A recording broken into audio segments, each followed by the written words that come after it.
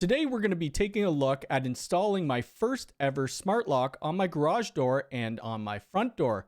The reason I decided to install smart locks is to give me the ability to use my Unified Protect doorbell fingerprint scanner and NFC to open the door, which isn't only cool, but it makes it more convenient. The smart lock I decided to go with was the Yale Assure Lock 2 with Wi-Fi. Let's take a closer look at the smart lock and what comes in the box. As you can see, there's quite a few components here. The first one is our pin pad, and this will also unlock by our phones, and we have a keyed entry. It does come with one key. We also have the other half, which is the actual locking mechanism, which will be inside of our house, and we will be putting the smart module in the top bracket. Next, we have our deadbolt, which will go inside of our door, and then we have this door sense, which is just a door contact, I believe. I've never installed these, like I said, so we'll find out. And then we also have this mounting bracket. The next thing we need to do, we need to take off our old door lock, which I've already done, and then we need to do some measurements. So let's go down to my door. You'd see that I've taken off the existing door lock. The next thing you'd want to do is do your measurements. They do come with a measurement guide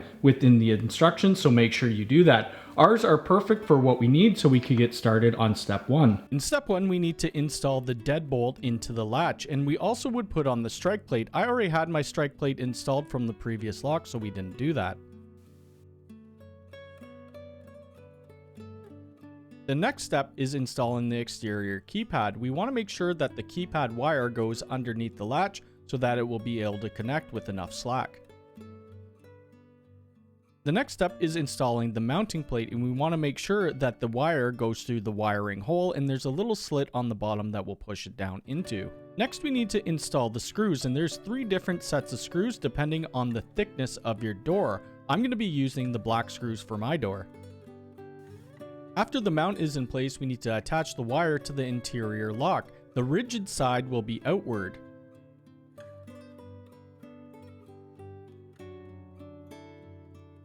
When installing the internal lock, we need to make sure that the tailpiece is horizontal and there is 2 pre-installed screws.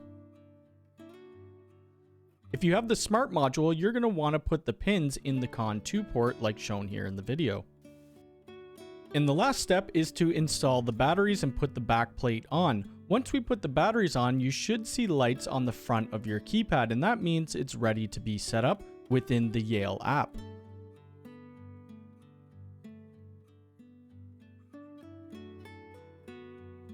Next, we're going to set up a new device, and we could either find the QR code on the device itself or on that sheet of paper that it came with. Now that it's found our device, we could begin the setup. It will say set up your device, and we just press start. There is an installation instructions, but we've already done that, and we're not doing the door sense, so I just said it was installed, but I wasn't using it in this installation. We need to be standing near the lock and make sure the animation is going in a clockwise pattern. Now we have a few other things to do, so it says create your house. I just put this as garage because I wasn't thinking. I will end up changing that, but it does say garage door, and once we press continue, it's going to ask us where this device is found. It's going to check for updates, and if there are any, it will download the latest firmware to our Yale. The next thing we need to do is calibrate the lock, so we need to make sure that our door is open and the lock is unlocked, and then press continue. If you have the Wi-Fi enabled lock, you need to enter your Wi-Fi SSID and the password, but please note, you need to have 2.4 gigahertz working. This does not work with 5 GHz Wi-Fi networks. I now have the Yale Access app up on my phone, and we can see the garage door. That's the lock we just installed. If I click on it, it will say that the door is locked. It's being discovered right now, but if I click on this red circle, it will unlock our door for us.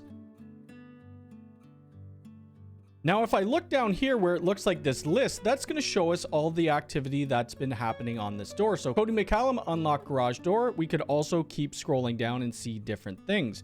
We could see that I added an entry code to the garage door as well. Now we could add different guests to this. Obviously, I have myself and I have this pin code, and I also have Chantel here. If we want to invite somebody, all we need to do is click on invite, and we could do app access, or we could do entry code only. I'm going to just do the entry code only.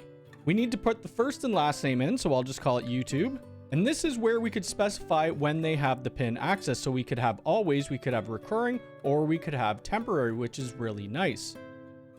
We had also put in our own entry code. They do generate a code for us, but you could put whatever you want. I believe the minimum is 4 characters, so I'll say 1593 and we'll press done. So you can see that new user's been added, YouTube, and they're always going to be able to go into it with that pin that we just set up, which is great. So if we go over to our settings wheel, there's a couple things that we could do. We have a house name and photo, which I should change. We also have edit house owners, and then we have our lock settings. Clicking on our lock settings, it says it's the garage door. We could hide the entry keys, verified access, notify when offline, and then we have our smart alerts. We could also do some automation, which Bluetooth is required. So we could do auto lock, auto unlock, door ajar timing, and we have our door sense. Our door sense isn't set up, and we also have the advanced device settings. So this is really, really cool. I've only been using it for about a day, but I'm starting to really like it. There are other integrations that we could also do. So it says Yale works with, if we click on there, you'd see that it works with Airbnb. This will simplify your Airbnb rentals and giving different pins out. It also works with Amazon Alexa, Apple HomeKit, Google Home, IFTTT, and Philips Hue. I'm going to be integrating it with Home Assistant. I probably will have to buy another wireless bridge though. And that's going to be my video on the Yale Assure 2, and it was very simple to set up. That was my first door lock that I'd ever done for a smart home door lock, and I do like the easy integration with the app. Being able to do different Airbnb pin codes is very nice if you own Airbnbs. For my next video on this channel, we're going to be taking a look at a firewall and setting up a home network securely. So if you like this video, hit the thumbs up button. If you're new here, please subscribe and hit the bell icon. All right, thanks.